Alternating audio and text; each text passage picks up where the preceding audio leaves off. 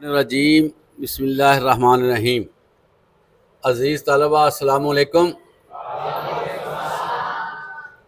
آپ صلی اللہ علیہ وآلہ وسلم نے فرمایا جو اللہ اور آخرت کے دن پر ایمان رکھتا ہو اس کو چاہیے اپنے پڑوسی کو تکلیف نہ دے، اور جو اللہ اور آخرت کے دن پر ایمان رکھتا ہو اسے اپنے مہمان کی عزت کرنی چاہیے، اور جو اللہ اور آخرت کے دن پر ایمان رکھتا ہو اسے چاہیے کہ اچھی بات کہے ورنہ خاموش رہے۔ محترم حضرات، آپ کے سامنے ابھی ایک حدیث بیان کی گئی ہے جو کہ صحیح بخاری میں ہے۔ اس حدیث میں چند چیزوں کا ذکر کیا گیا ہے جس میں جو اہم بات ہے وہ ہم آپ کے سامنے رکھتے ہیں۔ ایک تو پہلی بات اس میں یہ فرمائی گئی ہے کہ وہ اپنے پڑوسی کو تکریم دے، پڑوسی کو زحمت نہ دے۔ پڑوسی کے حوالے سے اس سے پہلے بھی آپ کو بڑی معلومات دی گئی ہیں۔ جو اڑوس پڑوس ہوتا ہے وہ بڑا اہم ہوتا ہے، اور اڑوس پڑوس جو ہے وہ کہہ لیں کہ بدلا نہیں جا سکتا۔ باقی دوستی ناطے تعلقات تبدیل ہو سکتے ہیں، کبھی کہیں، لیکن جو پڑوس ہے وہ پڑوس ہی رہنا۔ اور آپ صلی اللہ علیہ وسلم نے فرمایا کہ مجھے جبرائیل علیہ السلام نے اس حد تک پڑوسیوں کے حقوق کے بارے میں بات کی ہے کہ مجھے ایسے لگا جیسے پڑوسیوں کو وراثت میں حصہ دار بنا دیا جائے گا، اور پڑوسیوں سے بگڑنے کے خطرات بھی بڑے ہوتے ہیں۔ اکثر دیکھنے میں آیا ہے کہ پڑوسی جو ہے یہ آپس میں چھوٹی چھوٹی بات پہ کبھی پانی کے حوالے سے کہ پانی پھینک دیا، کبھی صفائی کے حوالے سے، کبھی بچوں کے حوالے سے یہ مسئلہ بن جاتا ہے۔ تو اس میں ہمارے ہاں دیکھنے ہیں ذرا بے صبری ہو جاتی ہے۔ بے صبری بڑا نقصان دیتی ہے۔ ایک دفعہ کلیشز ہو جائیں تو پھر اس کو جو ہے سمیٹنا بڑا مشکل ہوتا ہے، اور پھر اس طرح کا دل نہیں ملتا جس طرح کا دل ایک دفعہ پہلے سے ہوتے ہیں۔ آپ صلی اللہ علیہ وسلم پڑوسیوں کا بڑا حقوق رکھتے تھے، بلکہ یہاں تک کہ آپ صلی اللہ علیہ وسلم نے فرمایا کہ اگر تم گھر میں کوئی چیز پکاؤ، جیسے کوئی گوشت، کوئی چیز سالن وغیرہ ہے، تو اس میں سے اپنے پڑوسیوں کو بھی تھوڑا سا بھیجا کرو۔ اسی طرح پڑوسی جو ہیں وہ اس حد تک اہم ہوتے ہیں کہ اللہ نہ کرے جب کوئی پریشانی کو مصیبت آتی ہے تو جو سب سے پہلے آنے والے لوگ ہوتے ہیں وہ پڑوسی ہوتے ہیں، اور سب سے زیادہ جن لوگوں کے ساتھ ہمارا ٹائم گزرتا ہے وہ پڑوسی ہوتے ہیں۔ اس لیے پڑوسیوں کا حق یہ ہے کہ ان کو کوئی تکلیف نہ ہو، ان کو دکھ نہ دیا جائے، ان کے معاملات جو پریشانی والے ہیں بلکہ اس میں حصہ ڈالا جائے۔ آپ صلی اللہ علیہ وسلم نے فرمایا کہ وہ شخص ایمان نہیں لایا جو خود تو سیر ہو کر پیٹ بھر کر کھانا کھائے اور اس کا پڑوسی بھوکا رہے۔ اور یہ اڑوس پڑوس جو ہے وہ آمنے سامنے نہیں ہے، سائڈ پہ نہیں ہے، یہ 40 گھروں تک جاتا ہے۔ 40 گھروں تک لوگوں کو دیکھتے رہنا کہ یہ کیسے ہیں، ان کے لیونگ کیسی جا رہی ہے، پریشانی تو نہیں ہے، کوئی معاملہ ڈسٹرب تو نہیں ہے، یہ کرنا چاہیے۔ اور ہر کام میں پڑوسیوں کے ساتھ تعاون کرنا چاہیے۔ مثلاً بعض اوقات پڑوسی کی موٹر خراب ہو جاتی ہے، ان کو آفر کرنی چاہیے کہ پانی ہم سے لے لیں۔ بعض کا بجلی میں فالٹ آ جاتا ہے، ان کو پیشکش کرنی چاہیے ہم سے بجلی لے لیں۔ اور اگر ان کی ضروریات ہیں، کوئی ان کو دستی کی ضرورت ہے، ان کو پورے کرنی چاہیے۔ تو یہ باتیں جو ہے نا دیکھنے میں تو عام لگتی ہیں لیکن بڑی اہم ہیں، اور اس سے انسان کی شخصیت کا اندازہ ہوتا ہے کہ وہ لوگوں کے ساتھ کیسا ہے۔ اس کے بعد آپ صلی اللہ علیہ وسلم نے اس حدیث میں فرمایا کہ جو اللہ اور آخرت کے دن پر ایمان رکھتا ہے اس کو چاہیے کہ اپنے مہمان کو تکریم دے اور مہمان نوازی کرے۔ مہمان جو ہوتا ہے نا، مہمان یہ اللہ کی رحمت ہوتا ہے۔ اب آپ کو یہ پتہ ہوگا قرآن مجید میں یہ آیا ہے، ان المبذرین کانوا اخوان الشیاطین، بے شک جو فضول خرچ ہیں وہ شیطان کے بھائی ہیں۔ اب عزیز طلبہ یہ بڑی بات سننے والی ہیں کہ آپ اپنے مہمان کی جتنی مرضی خدمت کر لیں وہ فضول خرچی میں شامل نہیں ہوگی۔ کتنا حق مہمان کا بن گیا ہے کہ اس کی خدمت میں جتنے پیسے آپ خرچ کر لیں گے نا، اللہ آپ سے یہ نہیں پوچھے گا کہ یہ تم نے غلط خرچ کیے ہیں، اس طرح نہیں، اس طرح ہونا چاہیے تھا۔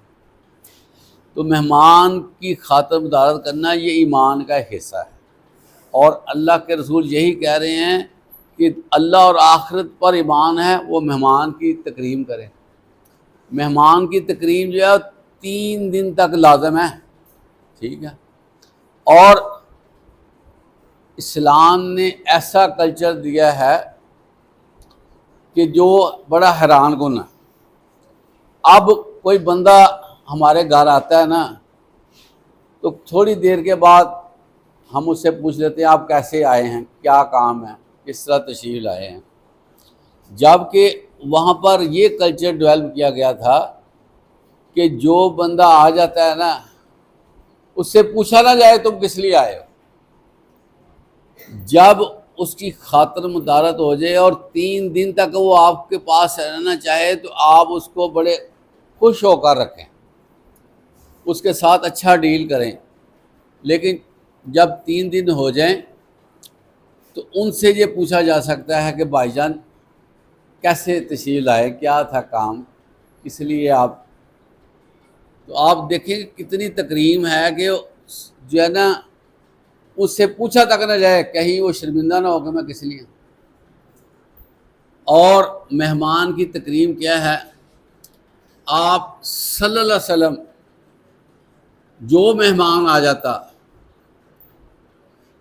جب وہ واپسی کا ارادہ کرتا تو آپ اس کو دروازے تک چھوڑنے جاتے۔ اب دیکھیں آپ صلی اللہ علیہ وسلم کی کتنی شان، آخر الزمان پیغمبر، اتنی بڑی شخصیت، لیکن وہ اپنے مہمان کو اتنی تکریم دیتے تھے کہ وہ گھر سے باہر دروازے تک چھوڑنے کے لیے۔ اور یہی ہمارے لیے بڑا اہم ہے کہ ہم بھی جو ہے وہ اپنے مہمان کو عزت دیں، اور وہ آ جائے نا تو پھر اس کو نا جب جانے لگے تو بڑی عزت و احترام کے ساتھ اس کو گھر سے باہر چھوڑنے کے لیے جائیں۔ اس کے بعد اگلی بات جو اس حدیث میں آتی ہے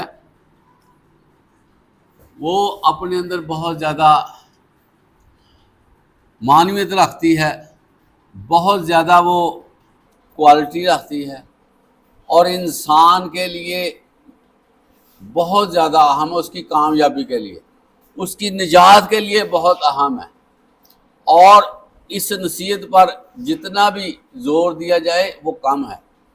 آپ نے فرمایا اگر کوئی مقصد کی بات ہے، اگر کوئی ضروری بات ہے، ناگزیر بات ہے، اچھی بات ہے تو وہ بات منہ سے نکالنی چاہیے۔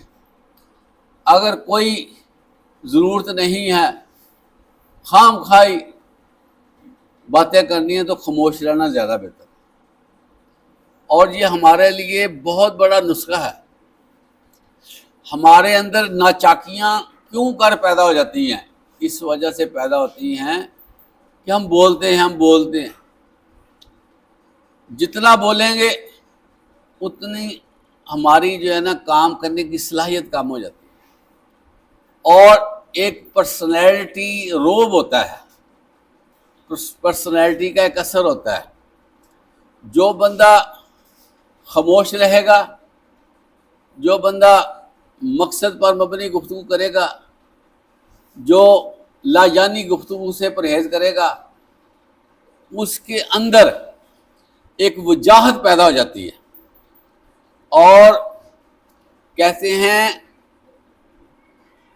کہ یہ جو انسان کی عزت ہے نا، یہ جو اللہ تعالیٰ نے منہ کی شکل میں ایک ڈبیا بنائی ہوئی ہے اور اس کے اندر زبان کو بند کیا ہوا ہے، اگر زبان بند رہے گی تو بندے کی عزت ہے۔ اور یہ جو زبان ہے، اس کے بارے میں یہ بھی کہا جاتا ہے کہ یہ زبان جو ہے، اس کی جو غلطی ہے نا، انسان تختہ دار تک پہنچ جاتا ہے۔ بعض اوقات زبان سے کوئی بات ہوگی، ریاکشن کی صورت میں دوسرا اس کو گولی بھی مار دیتا ہے، اور بہت سے جو مرڈر ہوئے ہیں نا، اس کے اندر صرف زبان کے مسائل، ایسی بات کہہ دی جو اگلے کو ناگوار گزرتی ہے، وہ فوری طور پر اس کا ریاکشن کر کے دوسرے کو ختم کر دیتا ہے۔ اس لیے کوشش کرنی چاہیے کہ زبان کو کنٹرول کریں۔ انگریزی کا بھی ایک محاورہ ہے، تھنک بیفور یو اسپیک، بات کرنے سے پہلے سوچ لو۔ اسی طرح کہا جاتا ہے کہ پہلے بات کو تولو اور پھر بولو۔ اور انسان ہائپر کیسے ہوتا ہے پتہ آپ کو؟ جب وہ ناپسندیدہ باتیں سنتا ہے وہ ہائپر ہو جاتا ہے۔ تو اس کے لیے بہترین نسخہ یہ ہے کہ بندہ چند سیکنڈ صبر کر لے، پھر وہ اپنے آپ کو کنٹرول کر کے نا بات کرے گا تو بات اچھی نکل جائے گی۔ اور اسی طرح لاجانی باتیں آپ کو پتہ ہے گناہ ہوتی ہیں۔ قیامت کے دن جب حساب کتاب ہوگا نا، اور دائیں ہاتھ میں اور بائیں ہاتھ میں ہمارا حساب تھمایا جائے گا، اس میں ہمارے ہاتھ کے کرنے والے اتنے گناہ نہیں ہوں گے جتنے زبان سے کرنے والے، یعنی کہ زبان سے ہی ایسے گناہ ہو جائیں گے کہ اللہ نہ کرے اللہ تعالیٰ جہنم رسید کر دے گا۔ اور زبان سے کیے جانے والے گناہ کو بے لذت گناہ کہتے ہیں، یہ پتہ آپ کو؟ بے لذت گناہ ہوتا ہے، کیا کر لیا آپ نے؟ بات کر دی، نہ اس کو کوئی ضرب آئی، لیکن آپ سے جو بات نکلی ہے وہ برباد کر گئی، وہ نقصان دے گی۔ اور یہ جو زبان ہے نا، اس کا سمجھ سوچ کر استعمال کرنا عقل مندی کی نشانی ہے، اور جو لوگ زبان کے حوالے سے کنٹرول کرتے ہیں نا، ان کے اندر اللہ تعالیٰ غور و خوض کا مادہ پیدا کر دیتا ہے، اور وہ دانشوروں کی صفت میں، دانشوروں کی صف میں شمار ہونے لگ جاتے ہیں۔ اس لیے عزیز طلبہ کرامن کاتبین، ان کے بارے میں قرآن مجید میں آتا ہے کہ کوئی لفظ نہیں تم بولتے مگر وہ لکھنے کے لیے تیار ہیں۔ اور یہ نہ ہو کہ جب ہمارے سامنے ہمارا اپنا ہی حساب و کتاب پیش کیا گیا ہو تو وہاں پر ایسی باتیں ہم نے کی ہوں، بعد میں وہاں پر شرمندگی ہو گئی، یہ بات کرنے والی نہیں تھی، ہم نے کر لی۔ عقل مند لوگ جو ہوتے ہیں وہ دنیا میں رہتے ہوئے اس طرح کا کرائٹیریا بناتے ہیں، اس طرح کی زندگی کا تصور بناتے ہیں کہ کہیں ان کو کسی سٹیپ پہ شرمندگی کا سامنا نہ کرنا پڑے۔ آپ بچے ہیں، چھوٹے ہیں، آپ کی جو ایجز ہیں وہ اس حوالے سے بڑی اہم ہے کہ اس وقت جو عادات آپ اپنے آپ کو بنائیں گے نا، اپنائیں گے، تو آپ کی زندگی کا وہ حصہ بن جائیں گے اور پھر آپ کو اس کا بڑا فائدہ ہوگا۔ آپ اسکول میں پڑھتے ہیں، اسکول میں پڑھنے والے بچے کو کہتے ہیں کہ یہ اسکولنگ کر رہا ہے۔ اسکولنگ کا مطلب ہوتا ہے سیکھنے میں پڑا ہوا ہے، سیکھ رہا ہے۔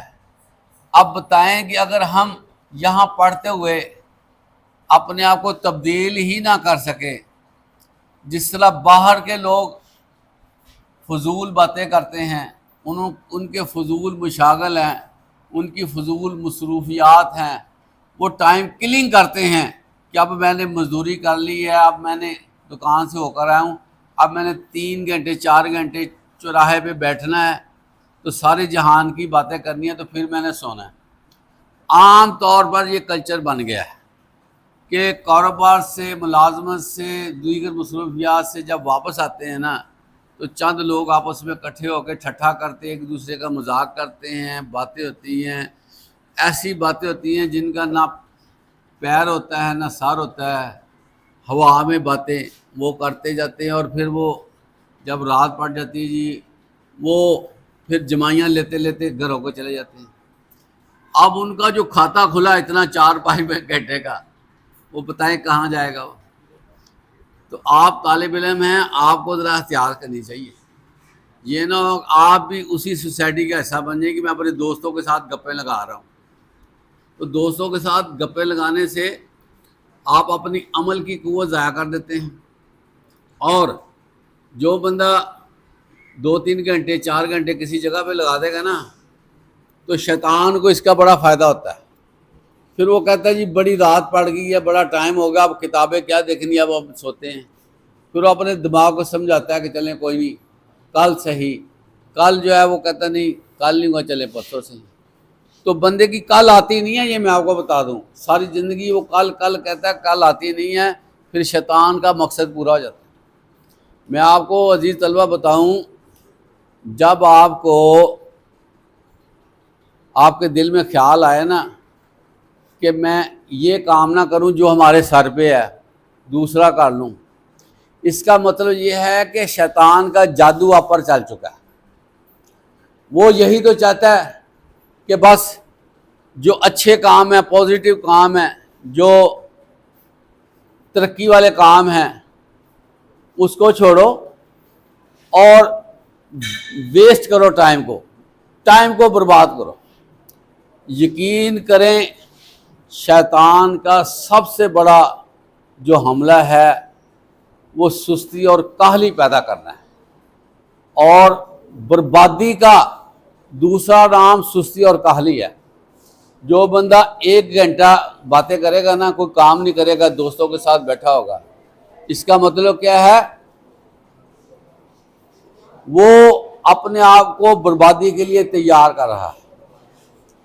تو جو ایمان والے لوگ ہوتے ہیں وہ 1 منٹ بھی اپنے آپ کو ضائع نہیں ہونے دیتے، اور وہ اپنے آپ کو ذکر الہی میں مصروف کر لیتے ہیں۔ اب آپ دیکھیں کہ آپ کے پاس موٹر سائیکل، سائیکل، آپ جا رہے ہیں، گھروں کو جا رہے ہیں، وہ جو وقت ہے نا وہ آپ کا جانے والا ہے، 15 منٹ 20 منٹ لگنے، کیا اس میں ذکر الہی نہیں ہو سکتا؟ کیا وہاں پر درود شریف نہیں پڑھا جا سکتا؟ اللہ سے معافی نہیں مانگی جا سکتی؟ استغفر اللہ نہیں پڑھا جا سکتا؟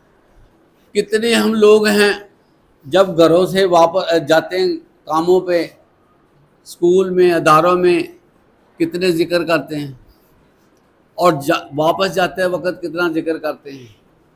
تو عزیز طلبہ، ٹائم کا استعمال یہی ہے کہ ہم اپنی زبان کو بند رکھیں اور اپنی زبانوں کو ذکر الہی سے تر رکھیں، لوگوں سے کم از کم رابطہ رکھیں جتنا ضروری ہے، کرنے میں کوئی حرج نہیں ہے، لیکن ایک مقصد کے تحت آپ کام کریں گے تو آپ کی زندگی میں ترقی ہوتی جائے گی۔